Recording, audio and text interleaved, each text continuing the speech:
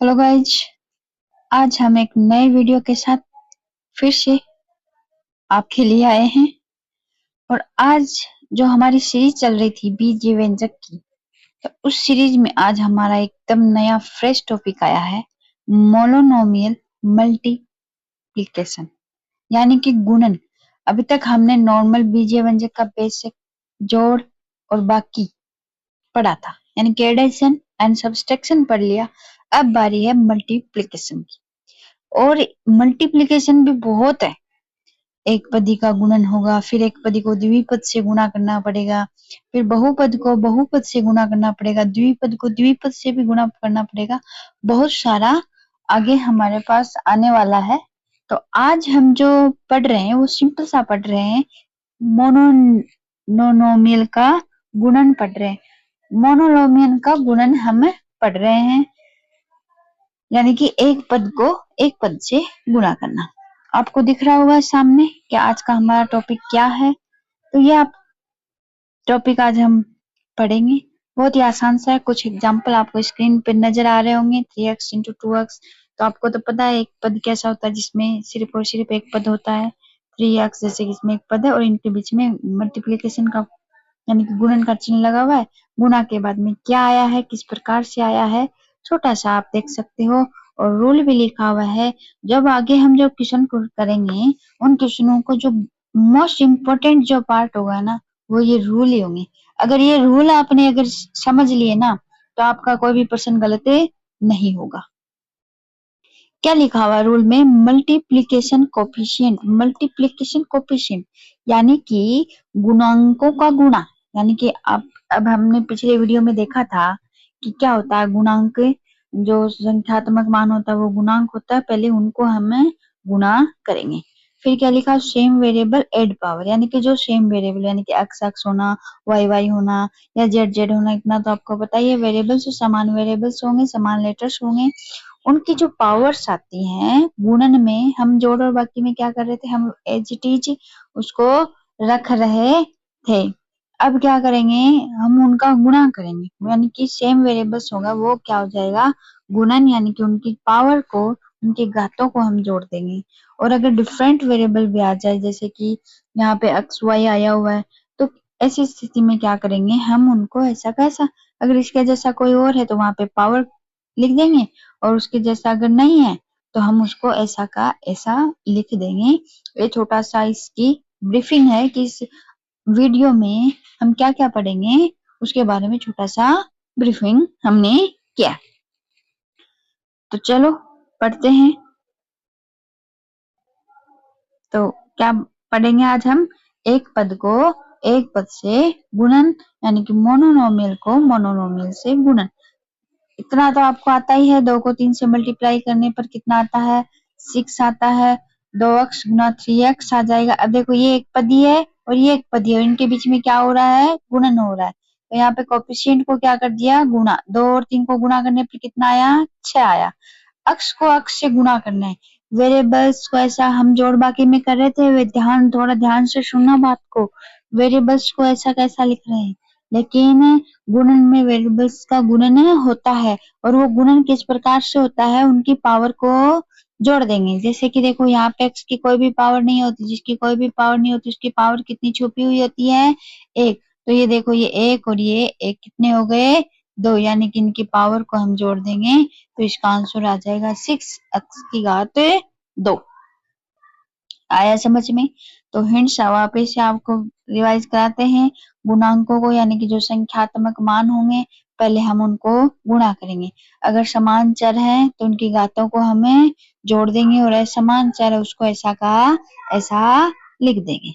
उदाहरण से आपको समझ में आएगा क्या। जैसे कि प्रश्न हमारे पास आ जाए, 3xy एंड 6y का क्या करें, गुणन करो। तो जहां कोमा है वहां हम किसका चिन्ह लगा देंगे, गुणा का चिन्ह लगा देंगे। फिर हमने क्या कहा था कि पहले कोफिशिएंट यानी कि गुणांकों को हम क्या करेंगे, गुणा करेंगे। यानी कि 3 को किससे गुणा कर देंगे, 6 से। तो पहले इनको हम साथ में लिखेंगे, ऐसे नहीं है कि आप 3 को 6 से डायरेक्ट कर दो। डायरेक्ट कर दोगे हो जाएगा, लेकिन मिस्टेक होने की संभावना है, और हमें मिस्टेक नहीं करनी है। मैथ में ज्यादा मिस्टेक्स नहीं होती, सिली मिस्टेक होती, माइनर मिस्टेक होती है, और वो हमारे पूरे इक्वेशन को फिनिश कर देती है, मतलब गलत कर देती है, और ऐसी गलती हमें नहीं करनी है। तो हम क्या करेंगे, कोफिशिएंट को कोफिशिएंट से गुना करेंगे पहले, यानी कि इनको साथ में लिखेंगे पहले, ठीक है, स्टेप टू स्टेप चलेंगे। मेरे वीडियो में आपको सिली मिस्टेक की कहाँ क्या हो सकती है, ये गलती आपको सुधारने का बहुत अच्छा मौका मिलेगा। 3 into 6 कोफिशिएंट को साथ में लिख दिया। फिर देखो वेरिएबल्स को, देखो ये क्या वेरिएबल्स, एक्स है, क्या इस पद में एक्स वेरिएबल आया, नहीं आया, तो हम एक्स को एक सिंगल लिख देंगे। ये देखो ये वाई है और वाई है, यानी कि वेरिएबल्स भी जो समान है उनको भी हम साथ साथ में ही लिखेंगे। अब गुना कर दो, 3 को 6 से गुना किया तो कितना आया, 18 आया। फिर एक्स की जगह एक्स, क्योंकि एक्स तो अकेला था, कोई और एक्स था ही नहीं दूसरे पद में, तो हमने ऐसा कहा था ना, डिफरेंट वेरिएबल को ऐसा का ऐसा लिख दो। सेम वेरिएबल कौन कौन था, इसमें y और इसमें y। अब जिसकी घात कुछ नहीं दिखाई देती, इसका मतलब वो कैसी घात होती है उसकी, एक, तो एक घात यहाँ थी, एक घात यहाँ थी, एक एक कितने हो जाते हैं, 2। और फिर लास्ट में हम हमारे उत्तर को इस प्रकार से लिख देंगे। अब कुछ छोटी छोटी चीज मैं आपको यहाँ पे बताऊंगी। सम रूल्स ऑफ साइन, यानी कि चिन्ह का जो गुणा करने का जो नियम होता है वो क्या होता है। वैसे आप जानते हो, मुझे पता है आप बहुत इंटेलिजेंट बच्चे हो, आपको ये आता है, फिर भी एक छोटी सी मतलब करते हैं अपन। प्लस को जब प्लस से, यानी कि कोई भी चिन्ह, मतलब गुणन में अपन चिन्ह गुणा करते हैं, ठीक है ना, इतना भी याद रखना। चिन्ह को देखो, चिन्ह का गुणन करो, फिर संख्यात्मक मान का गुणन करो, फिर वेरिएबल्स का गुणन करो, तो ये सब हमें करना है, ठीक है। तो प्लस को प्लस से गुणा करते हैं, आप जानते हो प्लस आता है, माइनस को माइनस से गुणा करते हैं, ये भी आप जानते हो कि प्लस ही आता है। प्लस को जब माइनस से गुणा करते हैं, ये भी आप जानते हो कि माइनस आता है। माइनस प्लस को गुणा करते हैं, ये भी आप जानते हो माइनस आता है, क्योंकि आप बहुत इंटेलिजेंट बच्चे हो। ओके, मतलब कोई भी संख्यात्मक मान है, उसके आगे जो चिन्ह है, उन चिन्हों को जब 2 प्लस के होंगे तो प्लस आएंगे, यानी कि सीधी बात है, समान चिन्ह को गुणा करने पर चिन्ह प्लस धनात्मक आता है हमेशा, और डिफरेंट चिन्ह है तो उनको जब हम मल्टीप्लाई करते हैं तो वो डिफरेंट, मतलब सॉरी, ऋणात्मक चिन्ह आता है, नेगेटिव साइन वहां पे आता है। अब ये तो थी कि दो संख्यात्मक मान हो, लेकिन जब हम कोई प्रश्न करते हैं उसमें हो सकता है 2 पद हो, सॉरी 2 व्यंजक हो सकता है 4 व्यंजक हो सकता है, 5 व्यंजक हो सकता है, 3 भी हो, तब हम क्या करें। तो इसके लिए मैं आपको छोटी सी हिंट बताऊंगी, उससे पहले हम देखते हैं किस प्रकार से। जैसे कि पहला पद प्लस का आ गया, सॉरी व्यंजक, दूसरा प्लस का आ गया, तीसरा व्यंजक प्लस का आ गया, और चौथा माइनस का आ गया, तब हम वहां क्या कैसे करेंगे, ये देखो। अब देखो, पहले हम नियम से चलते हैं, रूल से चलते हैं। प्लस प्लस हम जानते हैं कि दो समान चिन्ह गुणा करने पर प्लस आता है, फिर इस चिन्ह को गुणा करते हैं, प्लस प्लस फिर क्या आया, प्लस आया। यानी कि यहाँ तक जब हम सोल्व कर रहे थे तब तक हमारा उत्तर आया प्लस। अब प्लस को माइनस, यानी कि चिन्ह डिफरेंट हो गए तो हमने चिन्ह लगा दिया माइनस। अब इधर देखो दूसरे में, माइनस को गुना किया हमने प्लस से, डिफरेंट चिन्ह है, यानी कि नेगेटिव साइन आएगा, यानी कि ऋणात्मक चिन्ह आएगा। यहाँ तक कितना चिन्ह आया था, ऋणात्मक। अब ऋणात्मक को ऋणात्मक से मल्टीप्लाई करेंगे तो चिन्ह समान है, तो क्या आएगा, धनात्मक चिन्ह आएगा, प्लस का आएगा। यहाँ तक हमने देखा कि चिन्ह का कितना आ गया प्लस का, तो ये आगे जाएंगे तो एक और प्लस है, तो प्लस को प्लस से करेंगे प्लस। अब मैं आपको डायरेक्ट करने का एक छोटी सी हिंट बताती हूँ। जब भी हमारे पास एक, दो या दो से ज्यादा अगर बीजीय व्यंजक है, वो भी एक पदी की बात चल रही है, या फिर आपने क्लासों में देखा होगा कि हमें संख्याओं का गुणन कराते हैं तो ऋणात्मक चिन्ह आते हैं, तो आप बस ऋणात्मक चिन्हों के चिन्ह देखो, उनकी गणना करो। गणना करने का मतलब है कितने हैं वो, 1 है या 2 है या 3 है या 4 है या 5 है, इस प्रकार से गणना करो, है ना। इस प्रकार की गणना करने के बाद में आप देखो सम संख्या, इतना तो आप जानते हो सम संख्या कौन सी होती है, 0, 2, 4, 6, 8, 10, 12, इसमें 2 का पूरा पूरा भाग जाता। विषम संख्या, जैसे कि 1, 3, 5, 7, यानी कि जिसमें 2 का भाग नहीं जाता पूरा पूरा, वही है ना। तो सम संख्या में अगर चिन्ह ऋणात्मक चिन्हों की संख्या अगर सम है, यानी कि 2 ऋणात्मक चिन्ह है या 4 ऋणात्मक टोटल चिन्ह है या 5 कुल ऋणात्मक चिन्ह है, तो हमेशा चिन्ह आएगा प्लस का। टेंशन खत्म। और विषम है, यानी कि 1 ऋणात्मक चिन्ह है, यानी कि 3 ऋणात्मक चिन्ह की कुल संख्या है या 5 ऋणात्मक चिन्ह की कुल संख्या है, तो चिन्ह हमेशा लगा दो माइनस का। सोचना ही नहीं है कुछ, आपका समय बचेगा इससे। अब जैसे कि अपना ये वाला देखते हैं। अब हम प्लस का माइनस का फिर उससे सिंपल। ऋणात्मक चिन्ह कितने देखो, एक ये रहा, दूसरा ये रहा, तीसरा ये रहा, यानी कि ऋणात्मक चिन्हों की संख्या कितनी आई है अपनी, 3 आई है। अब देखो 3 क्या है, विषम संख्या है। क्या ये 2 के पढ़े में आता है? अगर नॉर्मली अगर छोटी से छोटी चीज आपको समझाई जाए तो क्या करोगे आप? विषम संख्या है ना, विषम संख्या है तो क्या बताए यहाँ पे, माइनस का चिन्ह लगा दो, बिना सोचे समझे आपका क्वेश्चन हो जाएगा। नेक्स्ट देखो कितना है, 1 है, 2 है, 3 है और 4। ओह 4 आया है, मतलब कैसा हो गया ये, सम संख्या हो गई। और सम संख्या में क्या बताया है, बिना सोचे समझे क्या लगा दो, प्लस लगा दो, हो जाएगा आपका।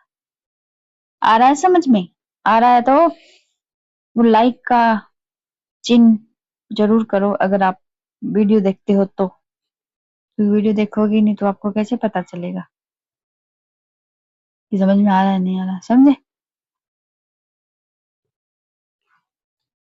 अब हमारे पास क्लास 8 की एक्सरसाइज बीजीय व्यंजक की एक्सरसाइज नंबर 2.2, यानी कि पुरानी किताबों में 9.2, 9.2 और नई किताबों के लिए देखा जाए तो एक्सरसाइज नंबर अपनी 8.2, यानी कि 8.2। उसके कुछ क्वेश्चन हैं वो हमें करते हैं, ठीक है। इसके पहला क्वेश्चन है 4,7p, जहां कोमा दिख रहा है वहां मैंने क्या कर दिया, गुणा। मैंने आपको क्या बताया था, पहले कोफिशिएंट गुणांकों को मल्टीप्लाई करो। तो मैंने गुणा किसमें 4 है, इसमें 7 है, क्योंकि इसमें तो वेरिएबल है ही नहीं, तो टेंशन इतनी है ही नहीं। 4 गुना 7 लिख दिया, फिर गुना में p लिख दिया। हम जानते हैं 4 को 7 से गुना करने पर 28। आया समझ में?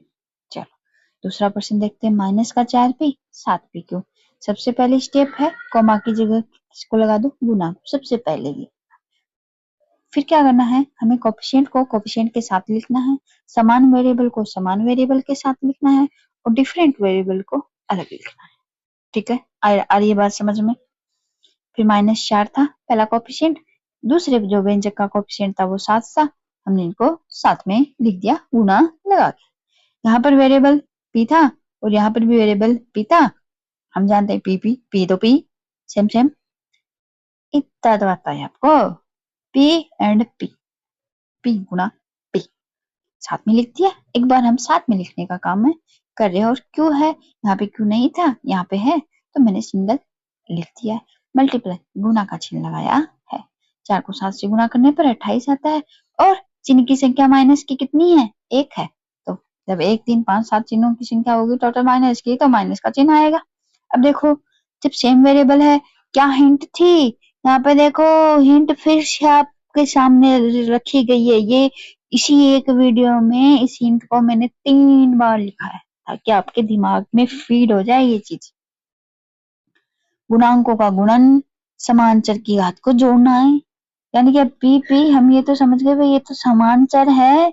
अब क्या करना है, इनकी जो घात होती है ना उनको जोड़ो। घात घात घात, अरे पी सिंगल सिंगल, एक है, एक और एक और एक कितने हो गए, 2। और क्यों वो बेचारा सिंगल था इसको ऐसा का ऐसा फिर क्या आ गया या, ठीक है। अब ये और बताती हूँ मैं आपको, है ना, क्या है ये, 4p गुना 0, ठीक है, ठीक है ना। अब ये क्या, अब क्या यहाँ पे लिखोगे, 4 गुना 0, संख्यात्मक मान 0 है तो संख्या है ना गुना p। और चूंकि हम जानते हैं कि 0 को किसी भी संख्या से मल्टीप्लाई कर दो क्या आता है, 0 आता है, इतना तो जानते हो ना, गुड। और फिर 0 को किसी भी वेरिएबल से गुना कर दो, वो भी क्या मान देता है, 0 ही देता है। अब ये 2 क्वेश्चन बचे, आप करो कि मैं करूं, मैं करूं आप करो।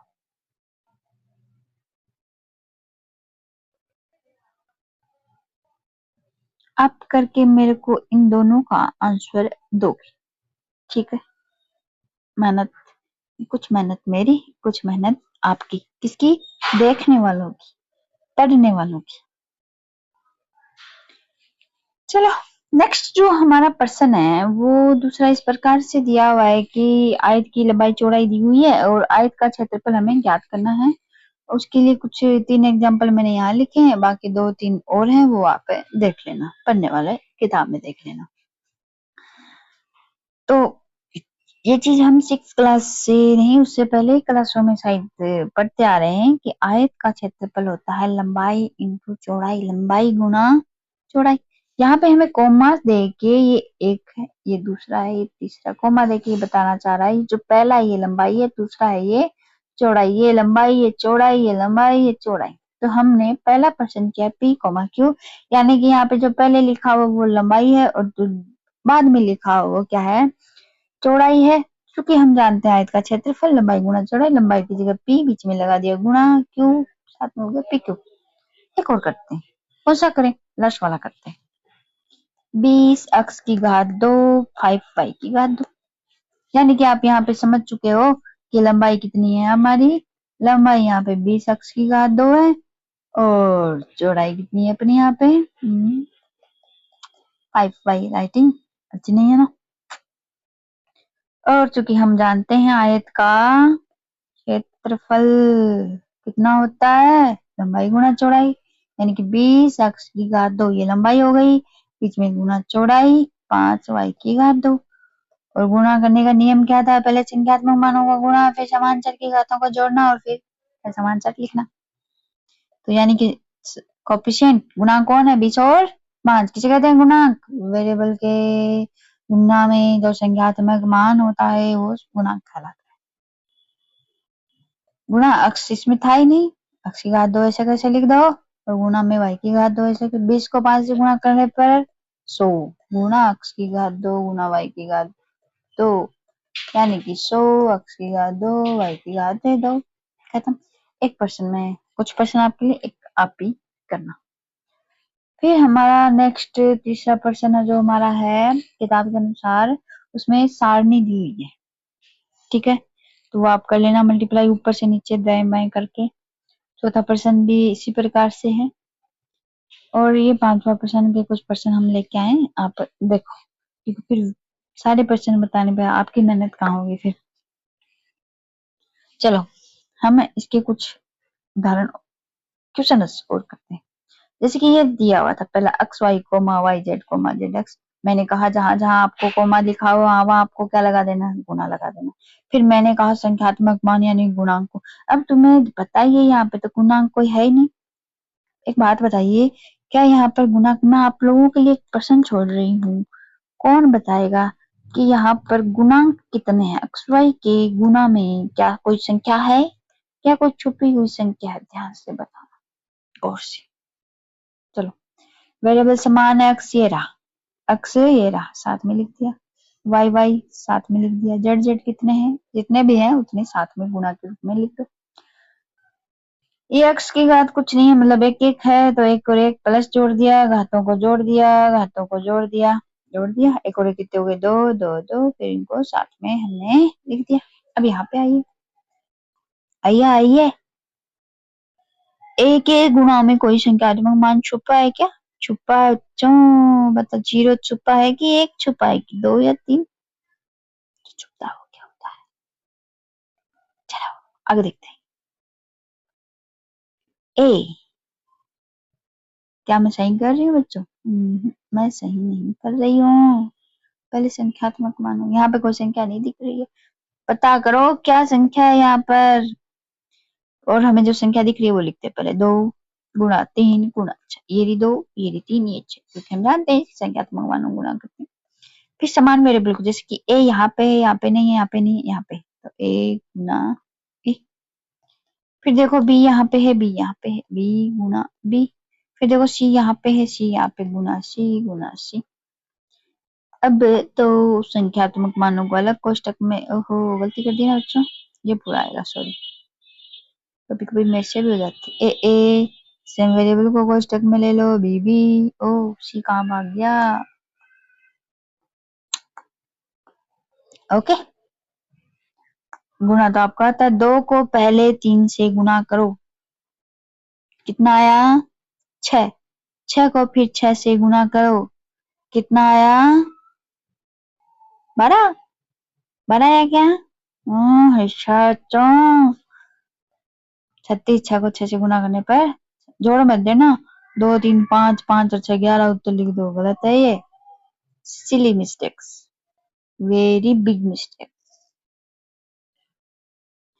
गुना ए, कोई बात नहीं, एक है छुपा हुआ, एक है।